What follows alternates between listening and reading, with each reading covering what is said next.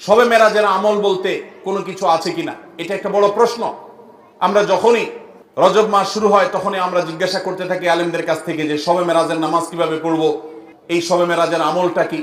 শবে মেরাজ উপলক্ষে সারা রাত জেগে ইবাদত করা এবং শবে মেরাজ উপলক্ষে 26তম দিন পার হয়ে 27তম রাত যখন শুরু হয় তখন সাহারি খেয়ে 27 রজবে রোজা রাখা, এটা আমাদের সমাজে বহুল প্রচলিত।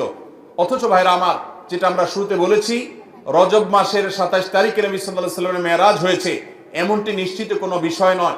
নবীজির মেরাজ হয়েছে সেটা মহাসত্য, সেটা চরম সত্য। সেটা কি রজবে হয়েছে, না জুমাদাল, নাকি সেটা রবিউল আউয়ালে হয়েছে, নাকি রমাদানে হয়েছে, নাকি শাওয়ালে হয়েছে, 15-16টি মত আছে ইতিহাসবিদদের। যদি ধরেও নেই আমরা রজবের এই 27 তারিখেই হয়েছে, যেমন কোন কোন ইমামগণ বলেছেন, সে আলোকে যদি আমরা ধরেও নেই, তারপর আমরা বলবো নবী সাল্লাল্লাহু আলাইহি সাল্লামের মেরাজ হয়েছে হিজরতের আগে। এরপর নবী সাল্লাল্লাহু আলাইহি সাল্লাম প্রায় 11 বছর বেঁচে ছিলেন। এই পুরো সময় জুড়ে কখনো তিনি মেরাজ দিবস, মেরাজ রজনী উদযাপন এটা তিনি কখনো করেছেন বলে কোনো জাল বা জয়ীফ হাদিসে পর্যন্ত বর্ণিত হয়নি। বিধায় মেরাজের এই ঘটনার পুনরাবৃত্তি বা এই ইতিহাস, ওই তারিখটার পুনরাবৃত্তিকে আপনার কেন্দ্র করে প্রতি বছর একটা বিশেষ দিনকে শবে মেরাজ উদযাপন করা, রাতভর বিশেষভাবে ইবাদত করা, দিনভর বিশেষ গুরুত্ব দিয়ে রোজা রাখার কথা বিশুদ্ধ কোনো হাদিস দ্বারা প্রমাণিত নয়। আমরা শুধুমাত্র মেরাজের বিষয় থেকে শিক্ষা গ্রহণ করব, মেরাজ থেকে আনিত নামাজটা আমরা আদায় করব। এর বাইরে এই তারিখকে কেন্দ্র করে রাতভর ইবাদত আপনি অন্য সময় করতে চাইলে এই মাসেও করেন, এই রাতেও করেন, অন্য সময় নফল নামাজ পড়েন, আপনি এই দিনে নফল নামাজ পড়ার নিষেধ নেই। কিন্তু মেরাজকে কেন্দ্র করে কোনো নামাজ, মেরাজকে কেন্দ্র করে কোনো রোজা, এটা কোনো বিশুদ্ধ হাদিস দ্বারা বর্ণিত হয় নাই। অনেকে এই রজব মাসে বিশেষ উমরা করেন, যেটাকে উমরায়ে রজবিয়া বলে। এটা বিশেষ ফজিলতের কথা মানুষ নিজেরা অনেকে বানিয়ে নিয়েছে, অথচ এটিও কোনো বিশুদ্ধ হাদিস দ্বারা বর্ণিত হয়নি। অনেকে 27 রজবে সালাতুল রাগায়েব নামে বিশেষ প্রক্রিয়া, বিশেষ নামাজ পড়ে, এটাও কোনো হাদিস দ্বারা বর্ণিত হয় নাই। আল্লাহ কোরআনে বলেছেন, মা আতাকুমুর রাসূলু ফাখুযু ওয়া মা নাহাকুম আনহু ফান্তাহু, তোমাদেরকে রাসূল যা দিয়েছেন সেটা আঁকড়ে ধরো, যা নিষেধ করেছেন সেটা থেকে তোমরা বেঁচে থাকো। মন গড়া কোনো আমল করলে সওয়াব তো হবেই না, উল্টা বরং গুনাহ হবে। আমাদের সমাজে অনেক মানুষ আছেন যারা আজকাল এই সমস্ত কথা শুনলে বলেন যে এটা নাই সেটা নাই, কিছু লোক বাইরে হয়েছে, এটা নাই সেটা নাই শুধু বলে।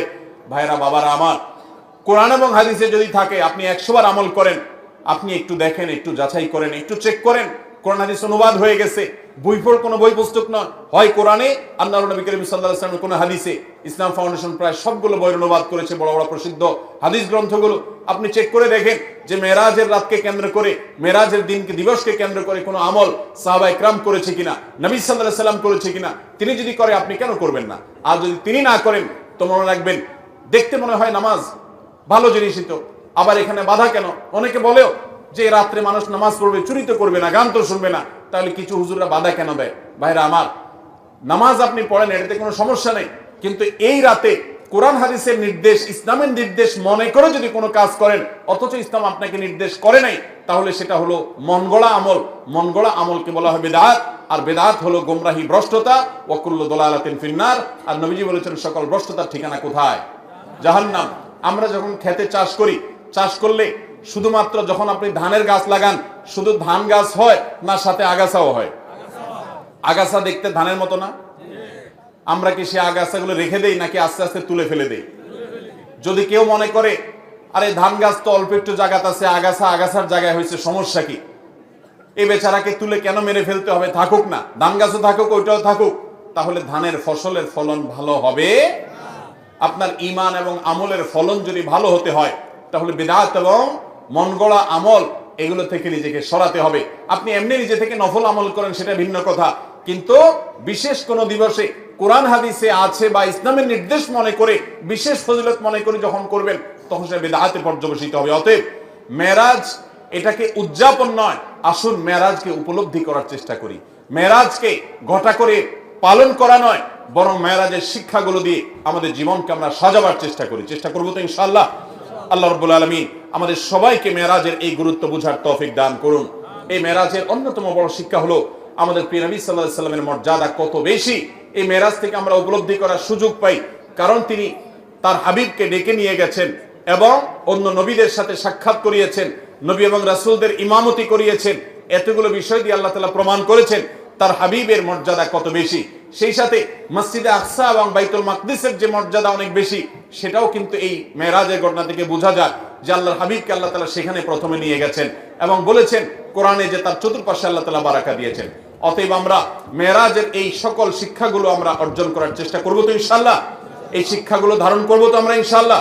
আল্লাহ আমাদেরকে তৌফিক দান করুন। মোহতারাম হাজরিন, মসজিদে আকসায় যদি কেউ এক রাকাত সালাত আদায় করে, বিভিন্ন রকম বর্ণনা আছে, কোন কোন বর্ণনা আছে আল্লাহ রাব্বুল আলামিন তাকে 500 রাকাত নামাজের সওয়াব দান করবেন। বহু নবী রাসূলগণ যে মসজিদের ইমাম ছিলেন, মুয়াজ্জিন ছিলেন, মুক্তাদি ছিলেন, সেই মসজিদে আল্লাহ রাব্বুল আলামিন জীবন আর মৃত্যুর আগে আমাদেরকে একবার হলেও যাওয়ার তৌফিক দান করুন।